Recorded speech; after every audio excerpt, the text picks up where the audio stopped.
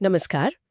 पिछली चर्चा में हमने देखा था कि कैसे अर्जुन के लिए युद्ध से मिलने वाली जीत, राज्य, सुख ये सब बेमानी हो गए थे। जी हाँ। वो कह रहे थे कि अपनों को मारकर मिले राज्य का क्या करेंगे, श्लोक 1 से 31 से 36। बिल्कुल। तो आज इसी बात को आगे बढ़ाते हैं। अब अर्जुन सिर्फ फायदे नुकसान से ऊपर उठकर युद्ध को एक भयानक पाप और कुल के विनाश की वजह बता रहे हैं। सही कहा।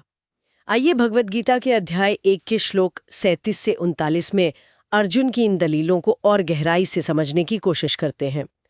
तो अर्जुन के मन पर बोझ जैसे और बढ़ता ही जा रहा है। अब वो कौन से नैतिक और सामाजिक तर्क सामने रख रहे हैं युद्ध से पीछे हटने के लिए? क्या है उनके मन में? जी, अर्जुन अब अपनी बात और साफ करते हुए कहते हैं, सुनिए। तस्मान्नार्हा वयम हंतुम धार्त राष्ट्रान स्वबांधवान स्वजनम ही कथम हत्वा सुखिन स्याम माधवा। 37। यद्यपि एते न पश्यन्ति लोभोपहत चेतसः कुलक्षय कृतम दोषम मित्रद्रोहे च पातकम। 38। कथम न गेयमस्माभिः पापादस्मान्निवर्तितुम कुलक्षय कृतम दोषम प्रपश्यत भीर जनार्दन। 39। अच्छा, इन श्लोकों का अगर मतलब समझें तो अर्जुन कह रहे हैं, हे माधव, इसलिए हम अपने ही रिश्तेदारों धृतराष्ट्र के बेटों को मारने के लायक नहीं है। आखिर अपनों को मारकर हम सुखी कैसे होंगे? हाँ, ये बात सही है कि ये लोग कौरव लोभ में इतने अंधे हो गए हैं कि उन्हें न तो कुल के नाश से होने वाला दोष दिख रहा है और न ही दोस्तों से दुश्मनी करने का पाप। पर हे जनार्दन, हम लोग जो कुल के नाश से होने वाले दोष को साफ साफ देख रहे हैं, हम इस पाप से पीछे हटने के बारे में क्यों ना सोचें? तो अर्जुन बिल्कुल साफ शब्दों में कह रहे हैं कि भाई अपनों को मारना पाप है और इससे सुख तो मिल ही नहीं सकता, नतीजा चाहे जो भी हो।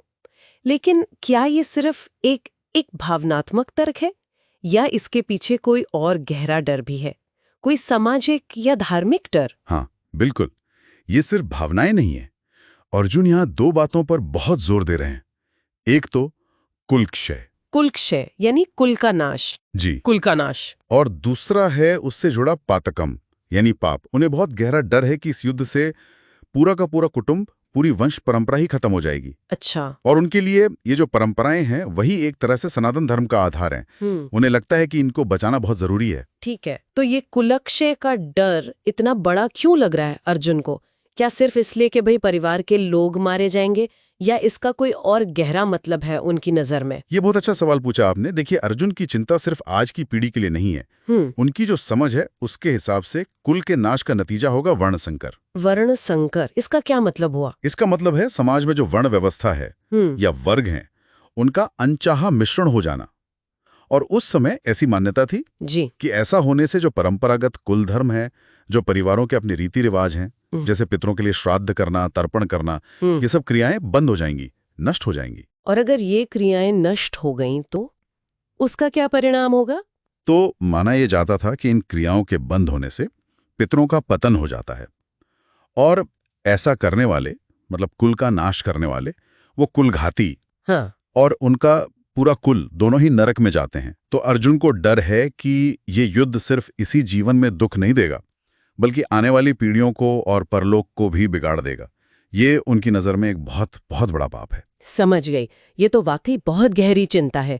और वो ये भी कह रहे हैं कि भाई कौरव भले ही अंधे हो गए हों लोभ में, पर हम ये पाप क्यों करें, हम क्यों अंधे बने?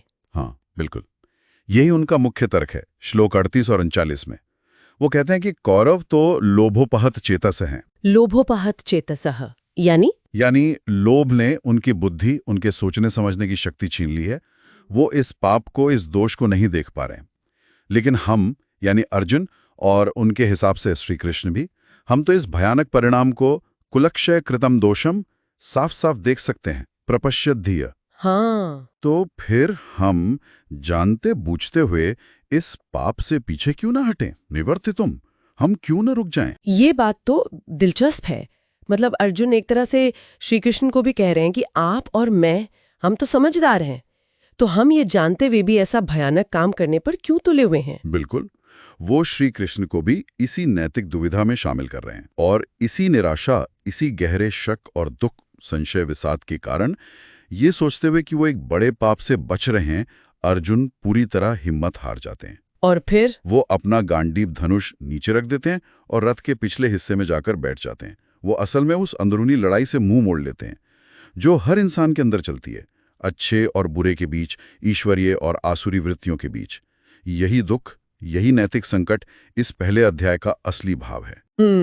तो हमने देखा कि कैसे अर्जुन धर्म, पाप, कुल की रक्षा, परंपराएं, इन सब की अपनी एक सीमित समझ के आधार पर युद्ध न करने के लिए कितने मजबूत तर्क दे रहे हैं। उनकी पीड़ा, उनका दुख, वो तो बिल्कुल असली है, इसमें कोई शक नहीं जी। पर सवाल ये उठता है कि क्या धर्म और कर्तव्य की जो उनकी समझ है, क्या वो पूरी तरह सही है? क्या वो पूरी तस्वीर देख पा रहे? और यहीं से एक बड़ा सवाल हम सबके लिए भी खड़ा होता है शायद, कि कैसे कभी-कभी हमारी अपनी गहरी मान्यताएं, हमारे समाज से मिले संस्कार या हमारा अपना एक सीमित नजरिया हमें किसी बड़े, शायद ज्यादा मुश्किल लेकिन जरूरी सत्य या कर्तव्य को पहचानने और उसे अपनाने से रोक देता है। बिल्कुल। इसी गहरे सवाल पर सोचते हुए आज की चर्चा यहीं समाप्त करते हैं। आगे भी भगवद गीता पर ऐसी ही गहरी चर्चाओं से जुड़े रहने के लिए हमारे चैनल को लाइक और फॉलो करना न भूलें। धन्यवाद। धन्यवाद।